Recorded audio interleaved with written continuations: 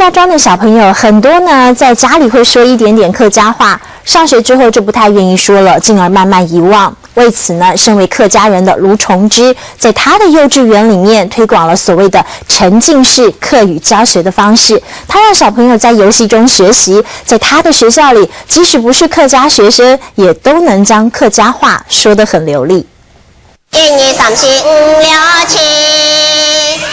小朋友全神贯注地和老师用客语互动，是每天幼稚园的朝会活动。除了刚进来的学生有点不知所措，大家都玩得不亦乐乎。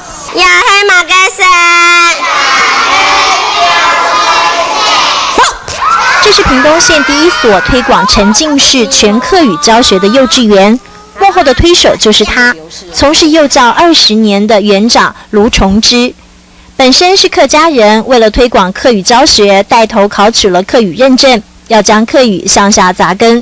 客家村里面，我们能把语言还有它的文化、客家的一些精神，我觉得传承下来是比较重要的，因为流失了就太可惜了。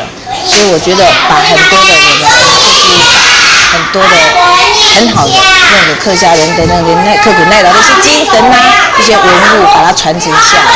我觉得这是非常我们身为客家人应该要努力的方向。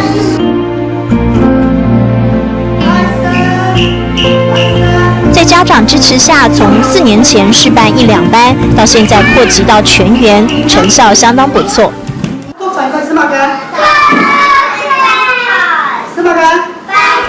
4岁的少峰总是抢着作答。其实他的妈妈是新住民，除了少峰，还有不少学生是来自闽南家庭。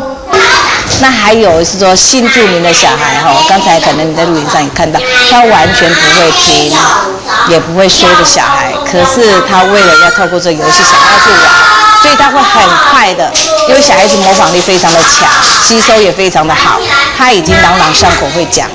来哦，来买羊冰条哟。沉浸式教学能够成功，也是老师的用心。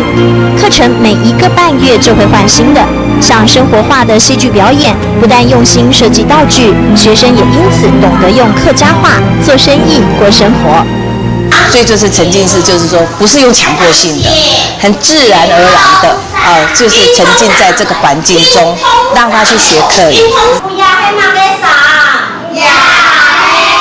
这样的环境下，小朋友渐渐将母语挂在嘴边了。前来接孙子、隔代教养的家长感受也很深刻。侬摆侬，人哋讲客家话有嘛吼，有汤唔多事的。今日好个鬼不会讲的哟。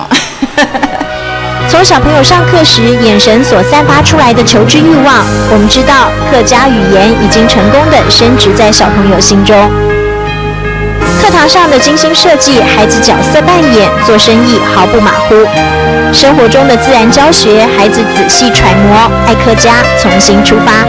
这一刻，沉浸在屏东的客家氛围，也沉浸在感动时刻。